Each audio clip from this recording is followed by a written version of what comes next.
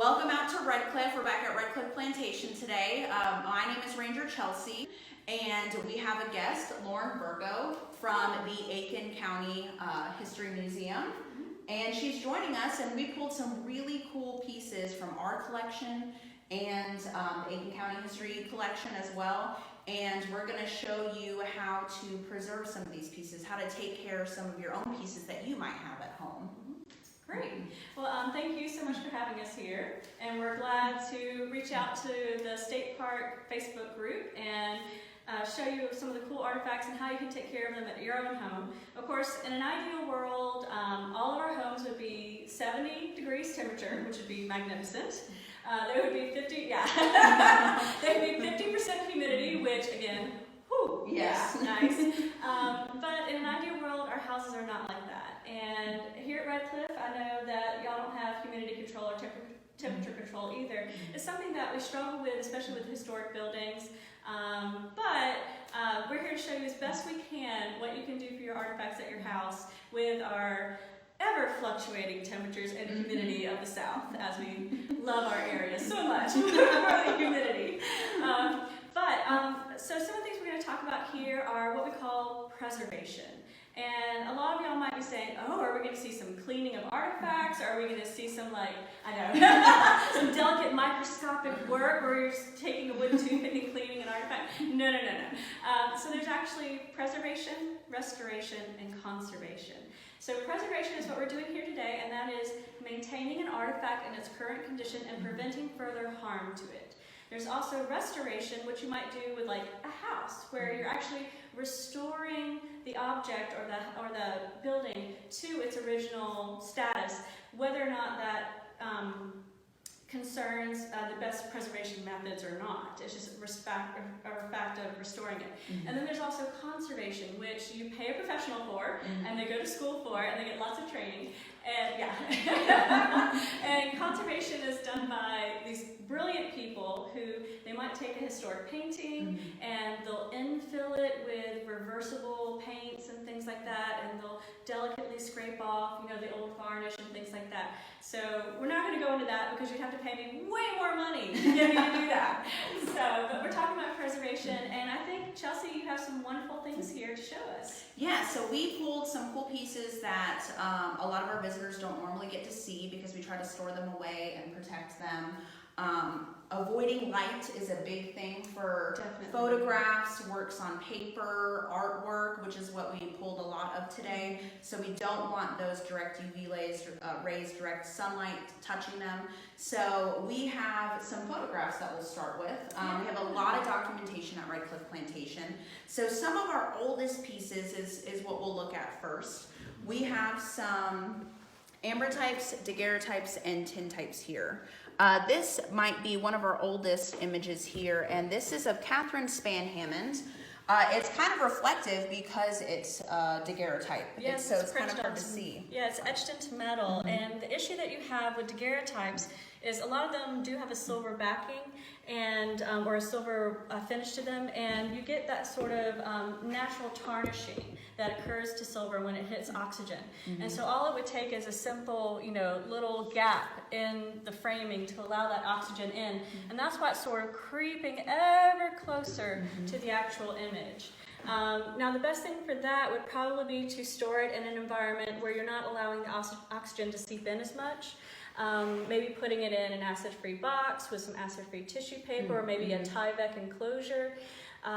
But if you really wanted to bring that image back, if there's a lot of damage, that's where your conservator comes in. And you could pay a conservator to treat the photograph, especially if it's something special to your family, where you really want to restore that image or conserve that image back to its original look. And we also have some these are ambrotypes now. Yeah, ambrotypes, and the difference is with a daguerreotype, you're etching the image into metal. With an ambrotype, you're etching the image into glass.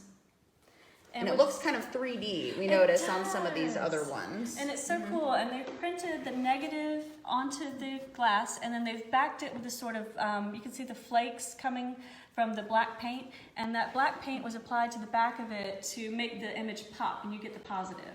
But if you were to pull the glass negative out, you would see the negative image versus a positive image. And if you've been to Redcliffe before, you may have heard of Emily Cumming Hammond. She was part of that second generation that lived here. She married Harry Hammond, son of James Henry Hammond. These are Emily's 3 brothers, and this is Emily's father to the right. So all relatives. Yeah, and you can see there is some loss of the framing here. There's a separation from its velvet cover. And in this situation, what you would probably want to do is take some acid-free tissue paper, bundle the image together, and then use something we call cotton twill to hold it together. So it's like wrapping a Christmas present, really. But this Christmas present lasts for generations and preserves your artifact. And shouldn't be opened all the time. Exactly. Some other images we have, we're still with some photographs here, are one here of President Taft, who actually visited Redcliffe. And we actually have a note with this image, which I love when not only we have an image, but we have documentation alongside it. Just letting us know that he visited in 1909. So after he was elected, he visited Redcliffe. And Lauren let me know that Taft was actually in Augusta and the CSRA area quite a bit. Mm-hmm. He loved the area. He was a golfer. And supposedly shot in '88 at the Hampton Terrace Hotel in North Augusta. Oh, really? Which I think that kind of is indicative that it's nice to be president. Yeah. And kind of, you know, get to have the score that you want. Yeah. It's really good. Nice. Yeah. And then we have a ton of Polaroid pictures as well. These are from Billings, that last owner of Redcliffe. He worked with Time and Life magazines, so he was all about journalism and documenting. Wonderful. We have a lot of his picture books, scrapbooks, or photo albums. We have a note from his that says Polaroid as well. He took a lot of Polaroid pictures, especially in the 60s. A lot of these Polaroid images are left. We have taken these out of the picture books, though, or the scrapbooks, and stored these separately in these sleeves and in photo boxes that are all acid-free. Is that correct? That's correct. And so what's wonderful about these enclosures is they're actually made out of polyester, which we think of 70s, you know, leisure suits, things like that. But polyester is a chemically inert plastic, and it's going to give the best environment storage-wise for this negative, this image, because a lot of this was printed with inks that are now becoming acidic and things like that. So you basically want to create these separate enclosures for each photograph to best preserve it so that they don't chemically interact with one another.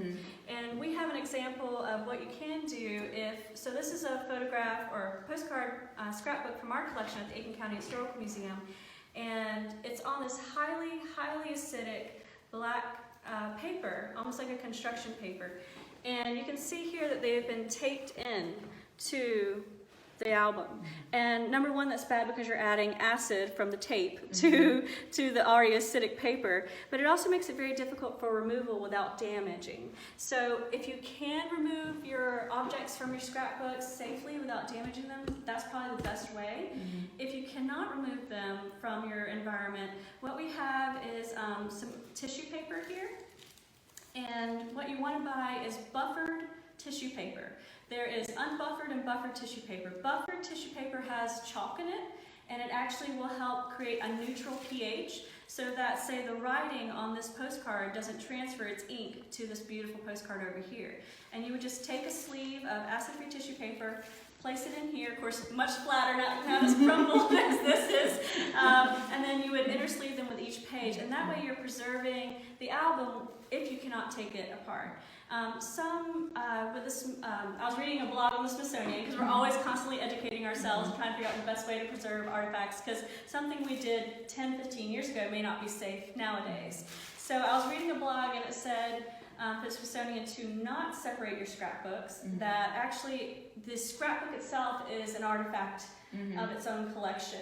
But to me, you're really adding so much acid in this situation that maybe it's better to digitally document. We've all got camera phones, hence the one that's filming us right now. They take really great high quality images. And it's very simple just to go through a scrapbook, a family scrapbook, photograph every single page with the writing underneath it and things like that. Because sometimes, I don't know about you, but my grandma always wrote, you know, at the family picnic, 1952, right below it. And you don't want to lose that information. And so you photograph the scrapbook as is, and then remove the photographs if you can to keep those photographs safe.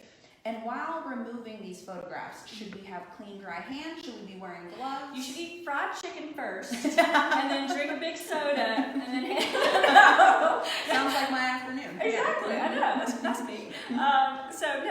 You're very much right. So what we're wearing right now are nitrile gloves, and if you're really southern like me, you say nitrile. And then try and watch Facebook captions, try and get that right, because they never get it right. But no, nitrile gloves, they are a barrier created between the oils of your hands and the object that you're touching. Now, if you were, say, going to be handling grandma's quilt, just wash your hands, make sure there's no lotions, there's no perfumes, that you haven't eaten a bucket of fried chicken before you handle grandma's quilt. And then you can handle quilts and textiles with dry, clean hands. Okay. If you're going to touch something that, and y'all try this and be grossed out as I am of it, but wash your hands, wait maybe a couple of minutes, and then touch the screen on your camera phone, and you will see already our skins have begun to re-oil. Because we're oily things. We're oily animals. Sorry, we just are. So you always want to make sure that when you're handling things that can be easily damaged by oils, such as photography, metal, things like that, that you're always wearing your nitrile gloves.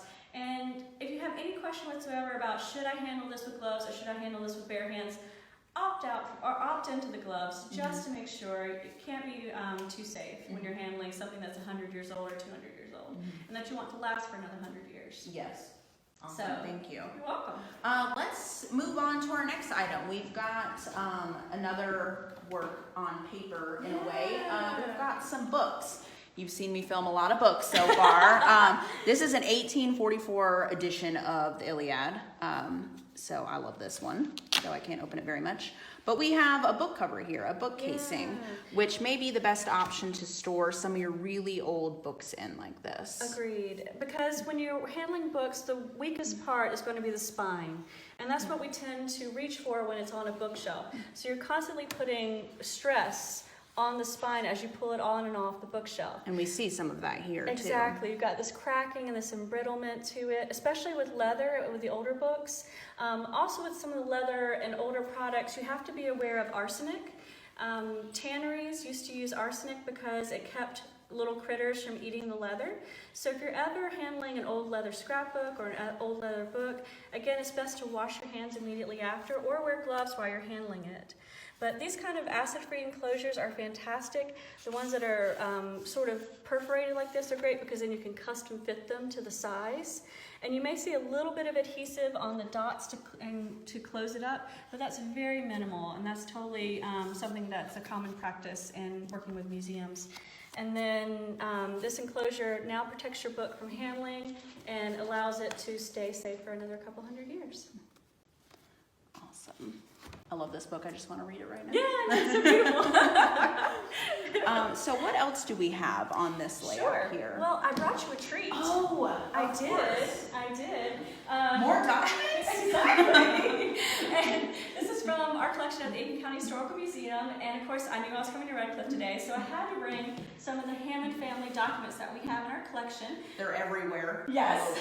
Very prolific family, very expansive family. Like I said, when you have 12 kids, you suddenly make your own village. Yes, every generation. Yeah. Exactly. So we have an acid-free box enclosure, and we have acid-free folders, and then within each one we have documents from the 1700s and the 1800s, like these beautiful plaques, and those are in polyester enclosures, and they're protected now. Now you have your family documents, say you have old family love letters or correspondence from World War II or before, and you really want to protect them from handling, but you still want to be able to see them and share them with the family. This is a great way of having a clear enclosure that you can show off to the family or scan. Digitally scan is also a great way to share it with the family. And it's protecting it as well from handling and UV. And you want each sheet with an individual piece or document. Is that correct? Exactly. You can see in here we've got several sheets, each holding just one document, because you don't want the documents to abrade each other or tear at each other, or the ink to transfer from one document to the rest, because then you're creating something that's not legible years down the road. I know what I'll be doing. Yes, exactly. For my next summer research project, looking at more documents. And we've got some other pieces up here too, and useful items for preservation. We do. So ask us about how to clean artifacts or how to take care of them. Really, you know, another gross thing, but dust is human skin. It's all kinds of things that are about our areas. And so whenever you have that settling on an artifact, you have to worry about abrasion that's going to come along and things like that. And people are always asking, should I clean with this commercial product or should I clean with this commercial product? Really, your best bet is a microfiber. You can get these anywhere. They're often used for cleaning your car because they're very soft to the touch and they're not going to create a very abrasive surface or abrasive usage. And microfibers are great for dusting your furniture, for dusting your artifacts. You know, you just want to be very careful. You want to pick them up gently. Just do a quick little brush and you're done. And that gets the dust off the object and protects it.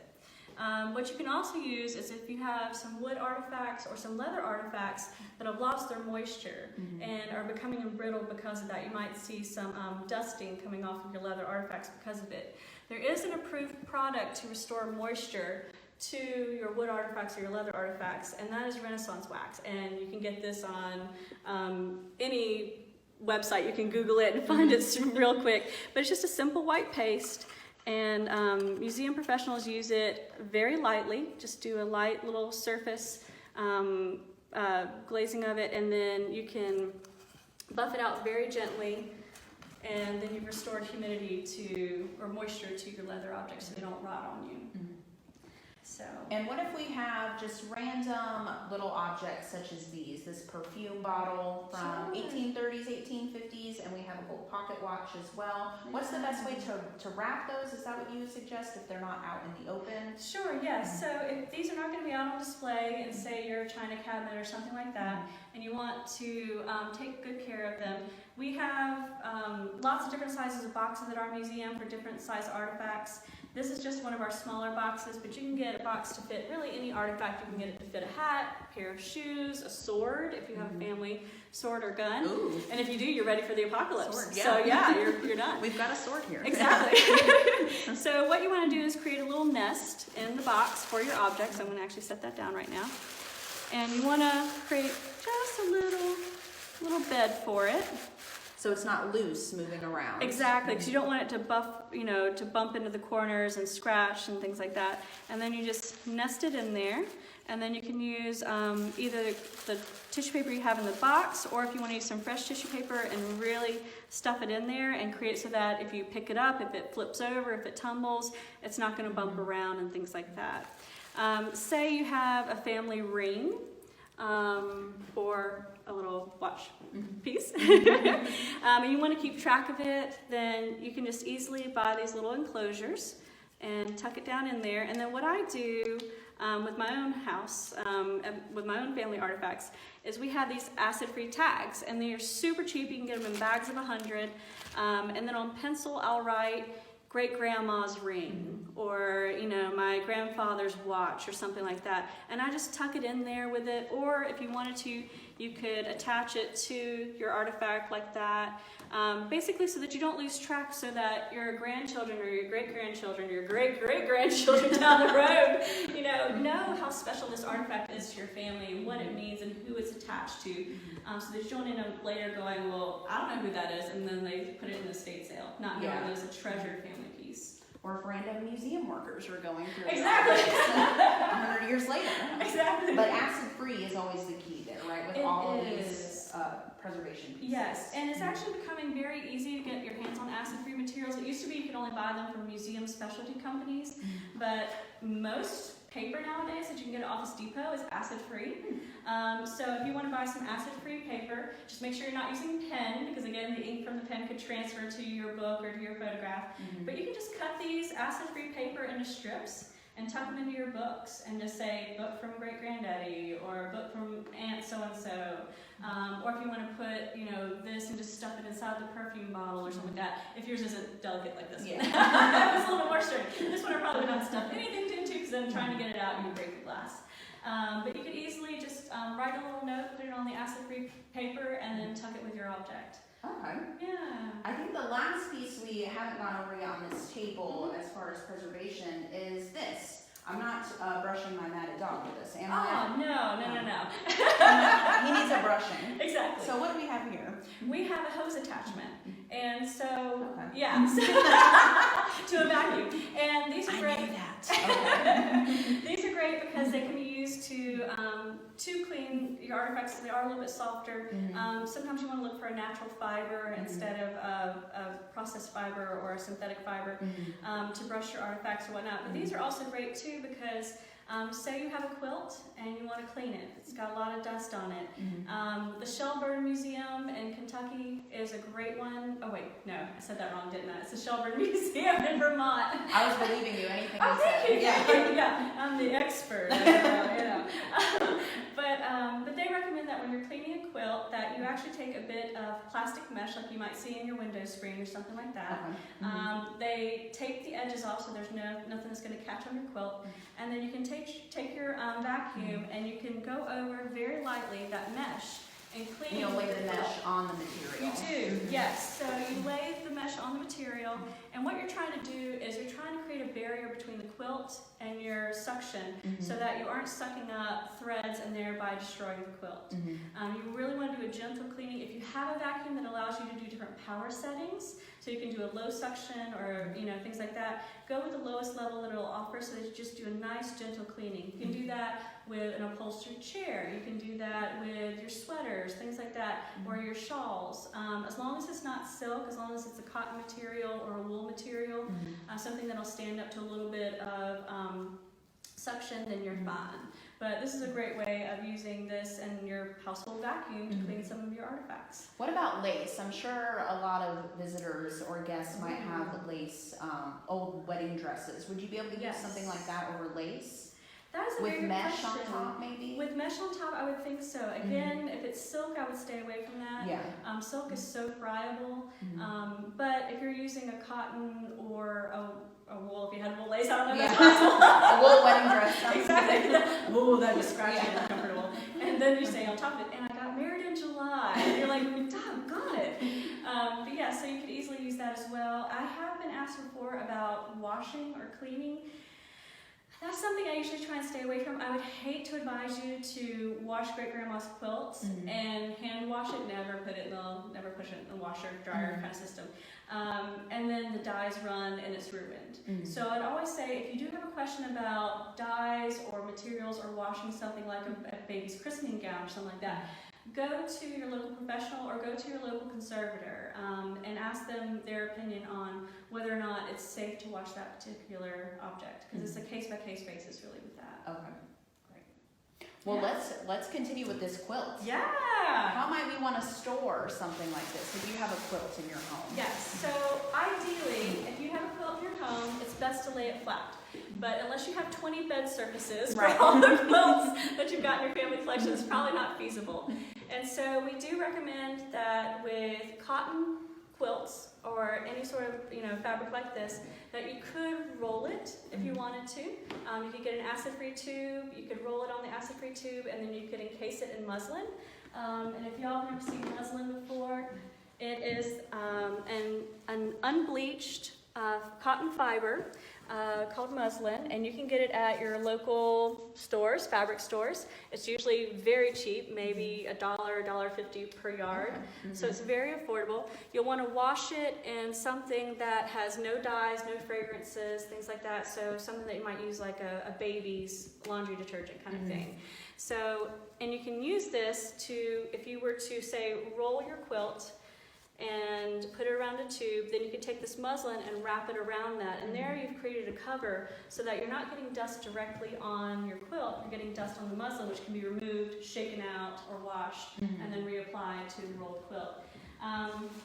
Now, say you want to store the quilt in a safe area, not an attic, not in a basement. You want to store it maybe in a closet off the main hallway of your house, something like that, where it gets air circulation, not up against an exterior wall. You can get a textile box, like one of these. Let me guess, it's acid-free. No, no. So this is all acid-free, and again, things that you can buy through a museum supply company. And they're not that expensive. If you've got, just one or two pieces that are really special to your family and you want to preserve those, it's worth the monetary investment to get something like that. But so if you are cramped for space, as most of us are in our houses nowadays, the biggest thing that you want to get rid of is this crease right here. So what you would do is take some acid-free tissue paper, and this time we're using unbuffered. This does not have the chalk in it. Okay. And what you'll do is you will take the tissue paper, and everywhere you see that a fold is going to be, so we're just kind of flubbing it right here because we don't have enough space to lay it out, but you would lay it fully out, and then you would take your paper and you kind of just create a little bit of a, So you create some volume. Yeah, and then you take it and you tuck it in the crease right here. So you're creating a little bumper for it, and then you lay it over. And there, now you see we've gotten rid of that crease, and you've got this little protection area here. And then again, if we were to fold this again, we would fold it this way, and we would again take our acid-free tissue paper, create a little bumper there, and then we would bring this over,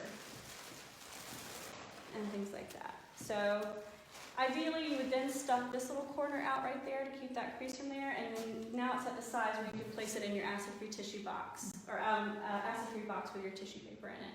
And you've protected your quilt for generations to come. So trying to eliminate as many creases as possible. Yes, creases will embrittle that area of the quilt and make it break on you years later. Well, let's move over to some other fabulous pieces now that we're on textiles. And I'd love to know more about this dress. It's beautiful. So this is a silk or satin dress, we think from the 1930s, because of the bias cut that it has. That was the fashion back then. Yeah. It's super sexy. I love it. It's gorgeous. Unfortunately, we have no idea who wore this. Frederica Billings might have lived here. Well, she did live here. She might have lived here and might have worn the dress is what I meant to say. Gotcha. But she doesn't come until about 1935. This might have been hers. We can't find, we have a ton of pictures at Redcliffe. I couldn't find a picture anywhere of Frederica wearing this or anyone wearing this dress. So it's a little bit of a mystery piece. We don't know who it belonged to. There's no tags or anything indicating a manufacturer. Sure. But we do believe from the style that it's 1930s. It has these beautiful clasps up there. It has a sexy low back as well. But we won't turn it over for that reason. But we also store this in a textile box, kind of like the one we have for the quilt. Yes. And when we talk about silk or satin, what are some things we need to be careful of? Sure. So, and I'll need to check my facts and see how long this ran for, but early silks, they were not machinable. They would fly up and they were so lightweight. And so early fabric outlets, what they would do, or fabric merchants, is they would take silk and they would weight it down with metallic salts, which is a solution. And that would give some heft to the silk and make it be able to be run through the sewing machines a lot easier. Which is great for the dress, great for the person who's sewing it, but terrible for the silk itself. Normally silk is a very strong material. I mean, heck, we make parachutes out of it. So it's a very strong material. But at the same time, when you add these metallic salts, you start to basically break down the silk fabric. And so you get what we call shatter points and things like that, where the silk will just start to shatter and crumble and turn to dust in your hands. So you have to be super careful, especially from dresses at the turn of the century, to look out for any kind of damage or shattering that might be occurring with it. And so for these kinds of dresses, we recommend to never roll them. You might be able to roll a cotton gown or even a baby's christening gown or something like that, but never roll anything that's silk. So silk quilts, silk dresses, silk capes, things like that, or silk gloves. Make sure that you're always doing like we did with the quilt, where you're folding it, but you're creating those kind of rolling points where you have more of a gentle roll instead of a crease. And also in pieces like this where you have a different texture or material, such as the clasps, you would want to include some of that tissue paper or something, creating a buffer between the silk and the metal. Yeah, that's a very good point, because this metal could, with our lovely humidity, Yes. start to rust or corrode or something like that, and you don't want that rust or corrosion transferring onto your silk. So that's a very good point. Yeah. And I brought for you Tell me about this hat. a lovely pillbox hat, which is just beautiful. I would wear it today, walking down the streets of Aiken. It's fabulous. It's fantastic. So it's really lovely. Really, perhaps what we recommend is taking that acid-free tissue paper, again, unbuffered, so you don't need the chalkboard, this one, and just stuffing it out so that you're lending support to the actual hat itself. And that way, when it is, you know, sitting on your closet shelf or something like that, or maybe if you're really good, you've got it in a hat box, a specialized acid-free hat box, then it's protected from crushing or things like that. You never want to stack hat on hat on hat on hat. Mm-hmm. So, yeah. And let's talk about maybe that other piece that you brought as well. I love this. This is a beautiful cape. We think it's probably 1870s, 1880s. And what's wonderful about this is it is wool with some sort of finer fabric attached to it. Maybe, I'm not an expert, but maybe a taffeta or something like that. And what we've created is, because it is wool, it is a little bit more sturdier, especially on the shoulder seams, is we've created this hanger system. And the hanger system is, say you don't have room for textile boxes in your house, but this hanger is just like the one we have on top of the box over there. It is a wide shouldered hanger. And what we've done is we've taken poly batting, and we have, just like you would use in making a quilt today, we've wrapped it with poly batting, and then we've put in a muslin stockinette over it. And the muslin creates that barrier of it's not bleached, doesn't have any acids in it, things like that. And so therefore you have a support system for this cape. So if you do have to hang like a World War II uniform or something like that in your closet, this sort of wide-shouldered system with the poly batting and the muslin stockinette is really a great way to work with an artifact in your space. I think our last textile will be this other really cool piece. That was a really fun piece. Yeah. So this is a parasol, and I've got to show y'all this just because it is so darn cool. So it is a cotton fabric. It's not silk, so it is more manageable. But check out the walrus head. I just love that. It's so old-fashioned. It just reminds me like the, I don't know, Alice in Wonderland or something like that. Like it's going to come to life. Meets Dr. Seuss meets Mary Poppins. Meets Mary Poppins, exactly. Do we know if those tusks were made of ivory? I think they are, yes. And this would, of course, been before it was illegal to have ivory stock, new ivory stock in America. But for something like this, a parasol, what you could do is, again, take that muslin that we had. You could easily just wrap the parasol with your muslin. Of course, I'm just doing it down and dirty for y'all. I'm not doing the appropriate method. But you could easily wrap it in muslin, and then again, take that cotton twill that we had talked about, and you could take the cotton twill and not cinch it. You don't want to crush the fabric. You want to lightly tie this so that it just holds the muslin to the parasol. And then that's where you could attach your acid-free tag too, is to the twill, and it could say, you know, great aunt so-and-so's parasol with cool walrus head. So, but yes, that's a great way of storing something again in your house for preservation. Let's check our back. Yeah. There. We'll look at some art. I'm just grabbing a couple items that we can use for over here. So we've got some artwork out now too. We talked a little bit about some works on paper when we talked about photographs. So obviously we still want to avoid direct light, especially UV rays. Try to control the humidity and the temperature when you can. Yes. But here we have a print, so this is a paper piece too. I thought it was just relevant for the times.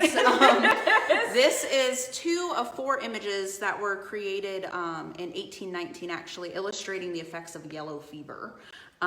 So we have stage 2, where you're just feeling a little bit bad. He's got bloodshot eyes. And then stage 4, which doesn't look good for there's this guy. There's stuff coming out of the mouth that should not come out of the mouth. But this was documented when there was a big yellow fever outbreak in Spain that actually originated in Brazil, and the mosquitoes jumped on a ship, lived off the sugar cane that was being shipped, and made their way to Spain with the ship, and a really bad outbreak happened. So some French physicians were sent to document, find out the cause, and illustrate the effects. That's what we have here. Wow. So yeah, we're an antebellum mansion, but we've got things from all over the place. Exactly. So we want to store artwork on paper. What do you suggest? Flat is best, as best you can. If you have the space for it, you know, you can get a smaller acid-free box, and you can take, you know, a print like this, and then maybe put some buffer tissue paper this time. You want to put something with a chalk to create a buffer between the acids. Or, like you have, it's an acid-free folder. Yes, you may be larger. And then you could stack them as long as you're not putting too much pressure. You know, it depends on the weight of the particular materials, how much you could stack them. But yeah, you may want to make sure that they're out of UV, that they do have good circulation. I would not store anything in a plastic bin if you could avoid it. Okay. If you do store things in a plastic bin, you're often creating a microclimate, which might trap humidity or bugs or something else in the box with them. And of course, paper is just a buffet for silverfish and other animals like that. Just like with our textiles, we have to often worry about the varied carpet beetle, which is it's maybe 2 millimeters, maybe 3 millimeters in size. You'll see they're damaged before you see them. And so you really want to make sure that you're checking your materials for any sort of damage. If you see silverfish in here kind of scuttering away from it, they love the adhesives, they love glues and books and things like that. So we've got actually some... Since we're talking about bugs. Yeah, since we're talking about bugs, we've got some cool traps. And these are awesome. If you really want to be a nerd about trapping bugs, this is it. So, yeah, they're wonderful. They are sticky traps, so you can see the stickiness on the back side over here. You just peel that up. You make these into little tents. Yeah, and you can even mark the date that you put your trap in. And the location. So, like for us in the museum, we'll say in the vault, or in the cold storage, or in the archive rooms, and things like that. So when we pull them up and analyze them, yes, we analyze bugs, and we do a head count for the bugs, then we can see what kind of pests we have in the area that we need to be protected against. So, yeah. So definitely get some of these. Yeah, they're good stuff. And you can be a nerd about pests. On to more artwork. So we have a lot of paintings in our collection here as well. And this is an oil on canvas piece, also kind of a mystery piece. We don't know who this young woman was. We do know that this painting was actually part of a larger painting that was removed and framed separately. Huh. We don't know where that painting is or even who the artist is. But it's just one of the pieces that always catches my eye. But so oil paintings, does that matter if they're upright hanging or at rest, like how paper needs to be flat? Sure, and that might be a question more for a conservator, depending upon your piece. If you've got damage to your piece, if the backing is falling apart, if it's in an acidic mount situation, so if you've got matting up against it, that's acidic. So you do have to worry more about watercolors or pastels or something like that, a painting that has more susceptible medium to light damage or to humidity damage and things like that. But oil on canvas, you pretty much can't hurt it. We were talking earlier about the Uffizi Gallery in Florence, Italy, and how they just have no air conditioning in the Uffizi, and they have wide open windows and things like that. And it's almost like the oil and canvas learn to breathe with your environment. And so really you can't do too much to them. The only thing I would be super aware of is the frame, actually. You could do more damage to the frame than you could to the painting. And for the framing, you may just want to take the microfiber that we talked about, or a nice natural fiber brush would be even better to get into the crevices and get some of the dust out from there. Normally these wood frames would have a layer of gesso and then a layer of gold gilt on them, and that gesso tends to become brittle with age and crack and fall off. So when you're handling a framing system like that, you want to handle it as much from the back and leave off handling this really kind of delicate decoration on front. And two hands, right? Two hands, yes. Never want to be spinning it like pizza dough or something like that. So you always want to make sure you turn hands and gloved. And then I think our last material we'll talk about today is silver. Silver is definitely something kept in family collections, things that you inherit. This here is a bread dish. We've got a couple silver pieces out here, something to hold your scotch bottle or a wine bottle as well. Why not put it in silver? But with silver, what are some things we need to worry about? Sure. So again, with it being metal, you really want to make sure that you're handling it with cotton gloved hands. Although to me, I don't like cotton because I find it to be slippery. It also leaves little cotton fragments on the bowl if you have any catch areas. So nitrile gloves are great to handle it with. There are specific cleaners that are approved by the museum professions, and you can do some research on that and find out what is approved. But for the most part, we just take a microfiber, we very gently dust it, and make sure it's out of oxygen, because the oxygen is what begins the tarnishing process. So after you have cleaned your silver, you may want to invest in a silver cloth or something like that, or some acid-free tissue paper where you've bound it up and put it in an acid-free box, so you're eliminating as much oxygen exposure as possible. So like our early photographs, daguerreotypes, ambertypes, we want to avoid that oxidization. Exactly, but if you want to show it off in the china cabinet, do. I mean, heirlooms are to be enjoyed and shared with the family. So if you are going to do that, just make sure you're taking care of it, and that you might see a little bit of tarnishing, but you know, doesn't hurt it too badly. Thank you. Oh, sure, my pleasure. So I think we covered a lot today. Bugs, air, Yes. light, and like everything is trying to kill your collection or your pieces at home. Ourselves. Skin and oil. So we know nitrile gloves, acid-free everything. If you can, Pretty much special attachments for your hose, microfiber cloths.